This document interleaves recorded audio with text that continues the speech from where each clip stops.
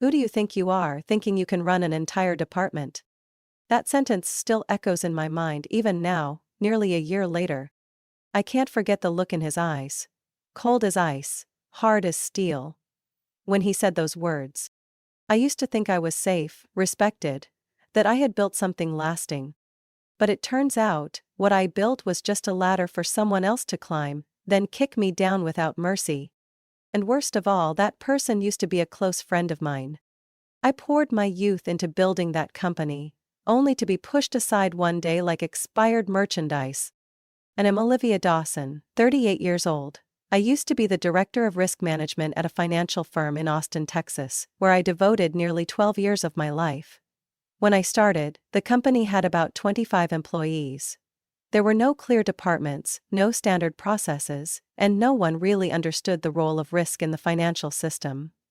I volunteered to start from scratch, designing every form, every report, every quarterly risk analysis meeting. I wasn't a genius, but I was hardworking, persistent, and always present when the company was in trouble. When the market was volatile, I was the one staying up all night calculating contingency plans. When the company underwent a surprise audit in 2017, I was the one who saved it from a fine that could have cost hundreds of thousands of dollars. I never needed applause or praise, I just wanted my work to be recognized, and for a long time, I believed it was. The founder of the company, Monsieur Marais, was an open-minded man who always listened and encouraged me to implement new initiatives.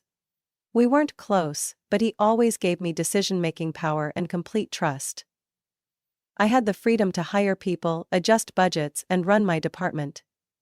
I used to think, if this company grows, I'll grow with it, as an essential part of its journey. Then Colin Brooks showed up. Colin was once the head of the credit department, a talented man but wildly ambitious. He often came to my office to discuss interdepartmental cooperation, or invited me for coffee when the chance arose. I used to admire Colin for his quick thinking and polished, calm demeanor. But looking back now, it was all part of a carefully crafted performance. Last year the company was acquired by an investment firm from New York for nearly $28 million. Franklin decided to retire early and handed the reins over to Colin, the man he believed had both business acumen and leadership skills. I still remember the night Franklin threw his farewell party. I raised a glass to toast Colin, genuinely wishing him well. I had no idea that would be the beginning of a nightmare. Within just 3 months, everything changed drastically. Colin began replacing the old leadership team, using the excuse of restructuring for operational efficiency.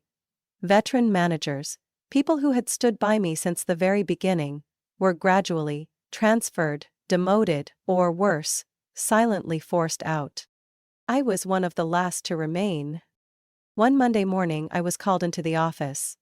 Colin sat behind a brand new desk, sunlight streaming in from the large windows making his face glow. But his words were colder than any air conditioner in the room. Olivia, we value everything you've done, but the company needs a new direction. I looked him straight in the eye. What do you mean? We're transferring you to the administration department. Your new role will be internal coordinator. I thought I misheard. You're telling me to leave the department I built from the ground up to do paperwork? Colin smiled and nodded.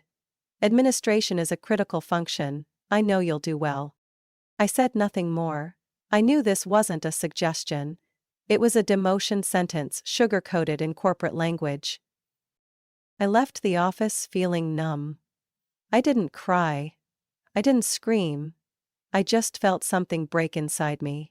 As if all those years of effort, all those sleepless nights, every bold decision, had turned to dust. 3 days later I found out who replaced me. Evan James, a 26-year-old kid who had never managed anything and had no experience in financial risk. But he was hired at half my salary, and happened to be the nephew of one of the new board members. I was replaced with a cheap pawn, and the department I had poured my heart into was handed over to a child playing with a shiny new toy. I don't know what Colin thought I would do. Cry and beg? Quietly walk away? Quit out of wounded pride? No, I did none of those things. I smiled, nodded, and began quietly planning my payback, in a way he would never see coming. I used to think Colin was just ambitious. But I underestimated him. He wasn't just ambitious. He was ruthlessly greedy. After kicking me out of risk management, Colin didn't stop. It was like the company was being slowly strangled from within. A flood of internal emails came out from the CEO's office, announcing cost-cutting measures aligned with the new investment strategy. It sounded reasonable, but every line was a calculated slash into employee loyalty. First came the end of flexible work hours. Single moms like Rebecca in HR or Paul in IT, whose wife was ill, were forced into fixed schedules with no say. Longtime employees suddenly had to work overtime without pay. And salaries? Don't even dream of it. Next came the so-called compensation restructuring plan, a fancy way of saying Colin had just slashed base salaries by 15 to 20% for all mid-level employees. Quarterly bonuses, which used to be the main incentive for team leaders to maintain performance, were now turned into a flexible evaluation program, approved solely by Colin. Meaning? If he didn't like you, you wouldn't see a single cent. I remember the first all-hands meeting after the new policy was rolled out. The large conference room, lit by bright white lights, shone down on dull, heavy faces. Colin took the stage like a seasoned politician. White shirt, dark blue tie, deep voice carefully modulated. We are working toward a sustainable future, and to get there, sacrifices are needed from everyone. I sat in the third row, arms crossed, eyes fixed on his mouth. Every word was fake. The sacrifices he talked about weren't his. They weren't from the new board. They came from the hundreds of people who had stuck with this company since it was just a tiny office on the third floor of the Parkfield business complex. I turned and saw Samantha, the lead analyst, someone who had worked beside me for 6 years, pressing her lips tightly. She had just taken out a loan to buy a house, and now she had to think about selling her car to make up for the pay cut. Worse, Colin had laid off the entire internal accounting department, handing everything over to a cheap outsourcing firm in Florida. And amid all the chaos, Evan James, the 26-year-old kid Colin brought in to replace me, was receiving baffling levels of favoritism. Despite having no experience, he was showing up next to the CEO in strategic meetings, got his own private office, and even had a personal assistant. A newcomer, clueless about risk protocols, now steering a department that once handled hundreds of millions of dollars annually. The only reason I could think of? He was obedient, and more importantly, cheap. I once tried speaking with Evan to see if there was any shred of conscience in him. I walked into my old office, now reeking of instant coffee and cluttered with unfiled paperwork. "Evan," I began, "you doing okay? I noticed the reporting system's been delayed for 3 days." He looked up blankly. I'm trying to make sense of these analysis charts. Could you show me?" I pressed my lips together. "That's your job. Colin said you'd help me if I needed it." I straightened up, locking eyes with him. "Colin said a lot of things, but if you want to keep that seat, you better learn how to stand on your own." I turned and walked out before he could respond. The truth was, I had nothing left to lose.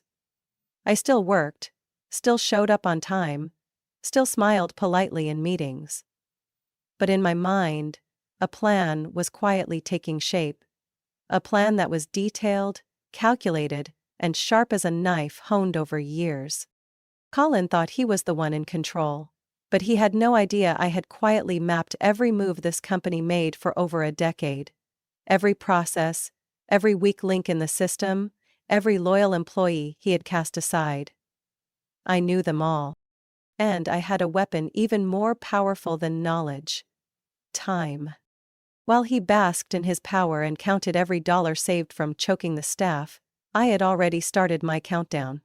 I knew I couldn't take him down overnight, but I could quietly remove each screw from the chair he sat on, until his own greed brought it crashing down. I didn't need to scream or start a rebellion. I just needed a wait for the right moment. Colin thought I would take it. He thought I would swallow my pride and keep working like an obedient puppet. But he forgot one thing. I'm not the kind to bend. Not when someone attacks the one thing I value most. My dignity. I started planning in the very first week after I was demoted. At first, all I had was anger. But the more I observed, the more I realized Colin wasn't building a solid system, he only knew how to destroy and claim. The structure I once helped build was crumbling by the day. He placed unqualified people in key roles just because they were agreeable and well-connected. A ship with no true captain. I quietly began by updating my resume and achievements, then expanded my network on LinkedIn. Every lunch break, I left the building for an hour, pretending to eat out. But really, I was at a small cafe on South Congress Street, doing online interviews. I made sure to leave no trace on the company computer, never used personal email during work hours. Every move was calculated. After 2 weeks, I received interview invitations from 3 major companies, 2 based in Seattle and 1 in Denver. All 3 were interested in my background, and just 1 week later, Crestfall Capital, an independent investment firm in Colorado, sent me an offer to become Director of Risk Strategy, with a salary twice my current one, plus unlimited year-end bonuses. I printed the email, locked it in my home safe, and began step 2 of my plan. That's when I thought of paid vacation. I still had nearly 90 days of accumulated leave after more than a decade of work. Every time I planned to take a break, some company crisis would come up, and I'd postpone. Colin didn't know, or didn't care, about that. And now, I would turn that debt into leverage. I submitted a request for 3 months off, clearly stating it was to travel across Europe to restore health and mental wellness after a prolonged period of work stress. I submitted it to the HR department, now run by a new woman named Janelle, recently hired by Colin from a failed startup. Janelle skimmed through the leave request, then gave a dry smile. 3 months? That seems a bit long, Miss Olivia. I smiled, my voice velvet soft but sharper than a blade. That's a legitimate entitlement under my employment contract. I've never taken extended leave, and currently I have no specific assignments since I was transferred to an internal support role. If needed, I can provide a breakdown of my remaining vacation days.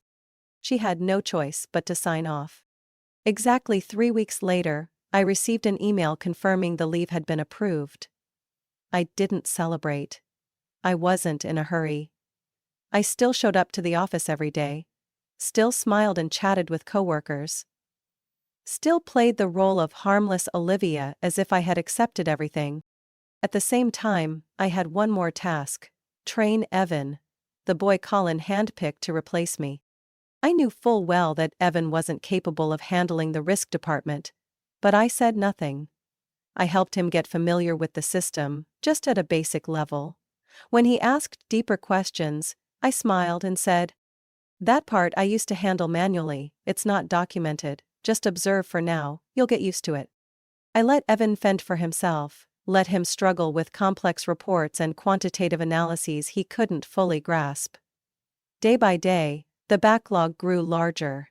I still supported him, but only just enough to maintain the illusion that I was cooperating. I didn't destroy anything, I simply stood still and let the system collapse under someone unqualified.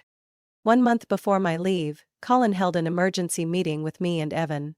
He frowned when he saw the department performance charts nosedive. He asked me for the reason. I shrugged. "I'm just supporting as assigned. Evan is the one currently in charge." Colin turned to Evan, his tone cold. "We can't let this department spiral like this. You need to pick up the pace." Evan swallowed hard, nodding repeatedly. I sat there, calm as someone watching a play unfold. 2 weeks later, I sent an email reminding them of my approved leave, along with a plane ticket to Lisbon, Portugal, as an undeniable confirmation. Colin replied curtly, "Enjoy your vacation." And then the day came. I picked up my suitcase and walked out of the office with a light step. I didn't look back. I knew that in just a few weeks, everything I left behind would become a nightmare for those who thought they could easily replace me. For 3 months in Europe, I didn't answer a single call from the company. I turned off email notifications, I disappeared from the radar as if I had never existed. But I knew exactly what was happening, because a few old friends still whispered to me about what was going on behind those doors. The risk department. In shambles. Evan, so overwhelmed he had to be hospitalized for stress. Colin, desperately trying to get me back. But what happens when someone who was underestimated gains full control of their fate? They don't come back. They strike back. I used to think nothing was worse than having a decade of hard work stripped away in a single morning. But watching the department I built from ashes begin to crack layer by layer under someone who had no idea what he was doing, I realized there's a pain sharper than heartbreak. It's cold-blooded contempt. Evan James, the successor Colin installed, had once been an intern at a small health insurance company. His only notable achievement? Being the nephew of a woman who happened to be the mother of one of the new board members.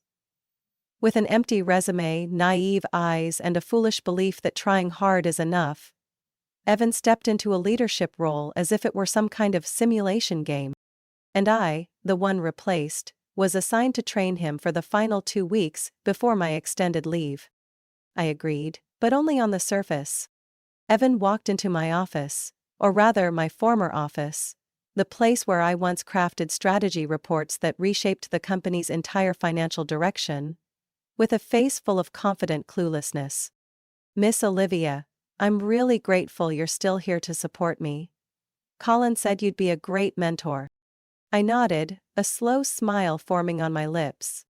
"That's right. I'll show you everything you need to stay in that seat as long as possible." Evan didn't catch the subtext. He scribbled down every word I said, eyes glued to his laptop like a diligent student.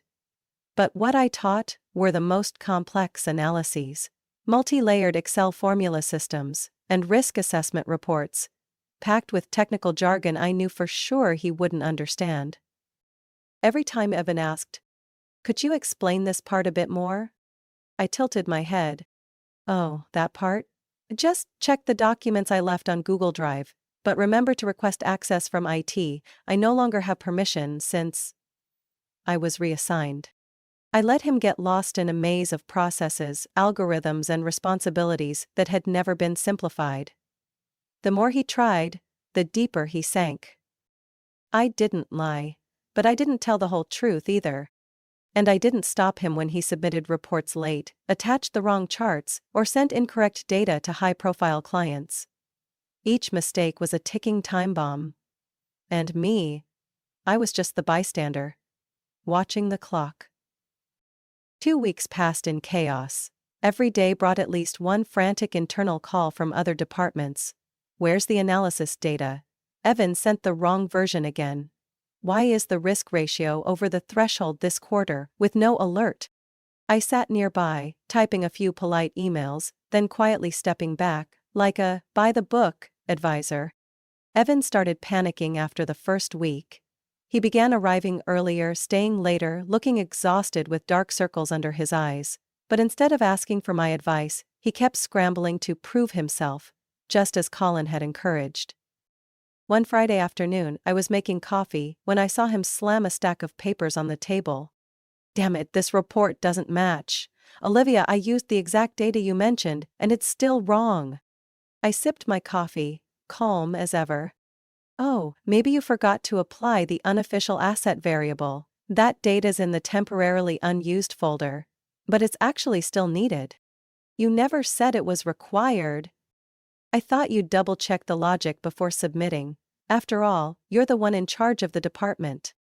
I didn't need to scream or launch a public revenge. I just needed to make him carry the weight of the chair Colin had rushed to give him. 2 days before my leave, I happened to overhear a conversation in the conference room between Colin and Janelle, the head of HR. "Should we really let Evan continue?" Janelle's voice was clearly tense. Colin responded slowly. "He needs more time. And I don't want to make another change right now. It'll make the board think I hired the wrong guy. But Olivia isn't helping much anymore. She'll be gone soon, he'll figure it out." I pressed my lips together, turning away, trying not to laugh, until my stomach hurt. They didn't understand. The problem wasn't that Evan didn't have enough time. It was that he didn't have the foundation. And more importantly, he lacked the judgment to run a complex machine like the risk department. On my last day before the leave, I walked over to Evan and gently placed a hand on his shoulder. Good luck, Evan. The next 3 months will be a real test. Hope you can manage. He looked up at me, tired and grateful. I'll do my best. Thanks for guiding me. I simply smiled and walked away, saying nothing more. Over the next 3 months, I knew exactly what awaited Evan: a brutal storm with no life raft. And me? I'd be sitting at a riverside cafe in Florence, sipping hot espresso, reading status updates. If I even felt like it. Because when a broken department is handed to someone unqualified, and the only person who truly understands how it runs steps away, collapse is inevitable. I had just returned from my 3-month leave when I received an email from Janelle. Olivia, please come meet with Colin at 10 o'clock this morning. There are a few things to discuss. I read the line and smirked. A few things? I knew exactly what was coming. When I walked into the 5th-floor conference room, Colin was sitting cross-legged, flipping quickly through notes in a black leather notebook. He looked up with that familiar forced smile. The kind people use when they're about to lie but still want to seem polite. Olivia, welcome back. We've decided to transfer you to the External Relations Department to assist with shareholder reporting. I sat down, tilting my head. External relations? But I have no experience in that area. Colin waved it off, like it was nothing. That's all right. You're adaptable. We believe you'll adjust quickly. I smiled. In my head, only one sentence echoed. Perfect. That's exactly what I was waiting for. External relations was on the floor below. A gloomy, outdated, forgotten space. I was assigned to sit next to Tom, a man around 40, with a belly and few words. He was tasked with training me, and on the very first day, I switched on my performance mode. Olivia, have you ever worked with dividend summary sheets before? I blinked, playing innocent. Dividends? Could you explain that a bit more? I've never dealt with those. Tom looked at me like I had just landed from another planet. Oh, no problem. I'll walk you through it from the beginning. And so began a stretch of days where I sat quietly at my desk, opened documents to read, but never touched a task beyond nodding, asking vague questions, and always needing a bit more time to catch up. Evan sent the wrong budget file to the Japanese partner, exposing all the errors. They were furious and pulled the contract. I pressed my lips together, smiling faintly. True fear doesn't come from formidable enemies, but from the incompetence of your own teammates. I had written that line in a risk report 2 years ago. Now, it returned like a prophecy. In the 3rd week, I was in Venice. I sat on a gondola, watching the fiery sunset reflect on the Grand Canal, while across the ocean, Evan was likely drowning in dancing numbers and shouting emails from the executive board. Colin was probably slamming his hand on the desk, yelling into the phone as the financial report was rejected for failing to meet independent audit standards. I imagined him desperately trying to call me, but all he heard was the automated voicemail. Am currently on personal leave and unable to respond. Please contact the designated personnel during this time. Designated personnel? Evan. In the 2nd month, I went to France. Paris was always crowded and noisy, but I chose a slower pace, renting a small studio near Montmartre, where I could sit for hours on the balcony, reading books, sipping espresso, and watching people pass by. This time, it was Tom from External Relations who sent an email. Colin's furious because the entire shareholder presentation plan has been delayed due to missing data. Evan says it's because he wasn't trained properly. He might ask you to return early. I marked the email as read and closed it. In the final month, I arrived in Florence. In the early winter chill, I sat at a small eatery by the Arno River, sipping Italian noodle soup while a soft piano concerto played from the next room. A new message popped up on my phone, this time from an unfamiliar address. Colin Brooks, at wrightfinancialgroup.com. Olivia, we truly need your support. Would you be willing to return early? We are open to discussing suitable terms. looking forward to your response. I leaned back and read the line twice. He, Colin, was finally bowing his head. I clicked reply and typed, word by word. Sorry, as clearly stated in my automatic response, I am not working during my leave. For any related issues, please contact the current assigned personnel. I hit send. Slowly. Deliberately. Then turned off my phone. I wanted him to know I had seen it. And chose to ignore it. The day I returned to Austin, a light rain was falling. I rolled my suitcase into the apartment, hung up my coat, poured a glass of water, and opened my laptop. My inbox had 47 unread messages from internal contacts. Mostly responses to the chaos that had unfolded while I was gone. The name Olivia Dawson appeared, repeatedly. Pulled into complaints, blame, panic. But I knew I didn't need to respond to anything. Because everything that happened was the inevitable consequence of a system lacking someone who understood it. I had left. I had cut contact. And I had let them slowly sink in, something they once believed could run without me. I walked into the office on Monday morning, the first day back after my 3-month leave, carrying a soft smile and calm eyes. No one greeted me. No one dared make eye contact. The third floor, the former heart of the risk department, now looked like a war zone after a storm. No need to ask. I could see everything had fallen apart. The smell of burnt coffee from the automatic machine, the frantic typing from confused interns, and a mountain of documents nearly toppling over on Evan's desk. He didn't even look up when I walked by. I didn't blame him, he was probably praying I'd vanish again.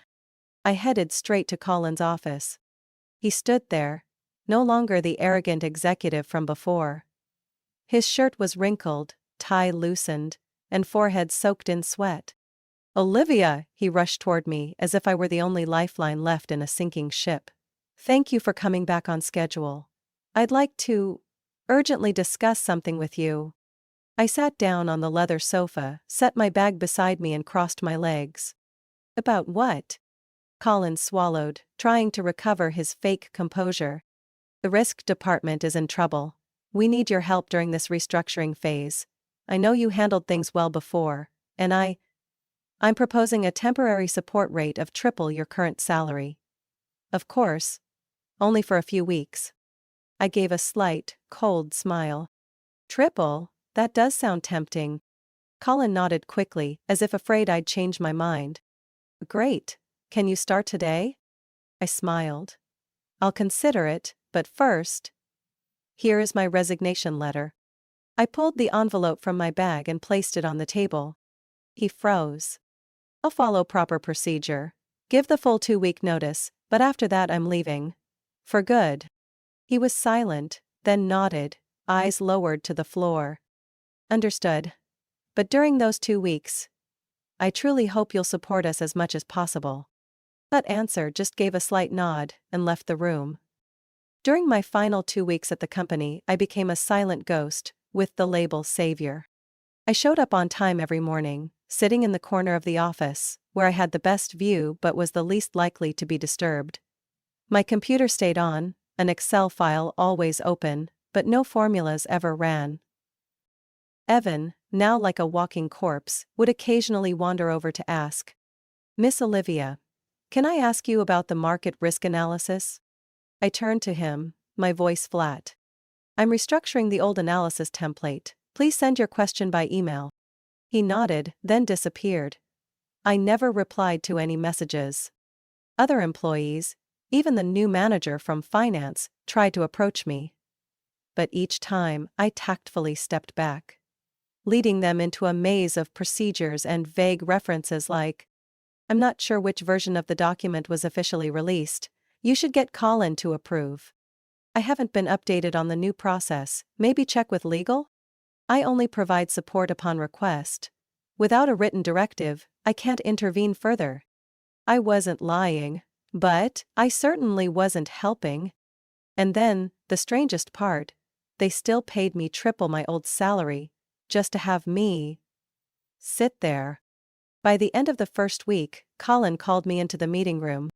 I'm not seeing clear progress from you. I looked straight at him.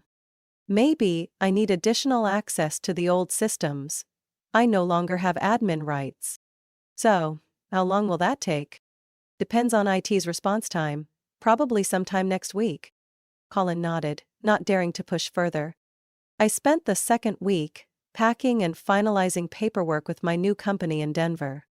Crestfall Capital had waited for me for 3 months. Now, they were ready to bring me in as Director of Risk Strategy, with my own office, my own assistant, and a team that was actually prepared to absorb real knowledge. Unlike this place, where I'd been treated like an outdated tool. On my last day, I printed 2 emails. One was the confirmation from accounting, showing the sky-high salary I had received over 2 weeks of doing virtually nothing. The other was my official offer letter from Crestfall Capital. I placed both sheets on Colin's desk. Thank you for the interesting time. I'll remember this company, but more importantly, I'll never forget how I was treated. Colin could only stare at me, his face pale, eyes wide, as if he couldn't believe I had not only survived him, but was walking away with my head held high. I walked out of the office one last time. No one said goodbye. None was needed. I knew many eyes were watching from behind. Some filled with regret. Some with admiration. Some with envy. But I didn't care. What I knew was this. The man who once thought himself clever, Colin Brooks, paid triple the salary to keep an empty shell with my name on it. And I took every advantage. From the chaos he created. A perfect ending to a game I never officially declared. On my first morning in Denver, I woke up earlier than usual. Not out of stress or pressure, but because I genuinely looked forward to starting a new chapter. The apartment I had temporarily rented overlooked the Rockies. Sunlight poured through the large windows, shining across the desk where a brand new laptop, HR files, and a Q1 strategy draft awaited. At Crestfall Capital, the fastest-growing investment firm in Colorado. New title, Director of Risk Strategy. Starting salary more than double what I earned at Wright Financial, not to mention stock options and quarterly bonuses. I stood in front of the mirror, tightened my silk tie, adjusted my blazer, and smiled at myself. In the reflection there was no trace of the woman who had once been demoted without remorse, replaced by someone incompetent. Now there was Olivia Dawson, the woman who returned from the ashes with a plan no one had seen coming. Crestfall wasn't like Wright Financial. No compromises. No hollow leadership or blatant favoritism. On my first day, the CEO personally introduced me during the strategy meeting. No empty slogans, no one asked, "Are you settling in okay?" Because they already knew, I was hired for my actual capabilities. I had a dedicated team of 6, each experienced and ready to implement the risk assessment tools I had once proposed but never saw come to life at my old company. During our first meeting, I stood before the digital board and presented the plan to integrate a real-time market volatility tracking system. The room was dead silent.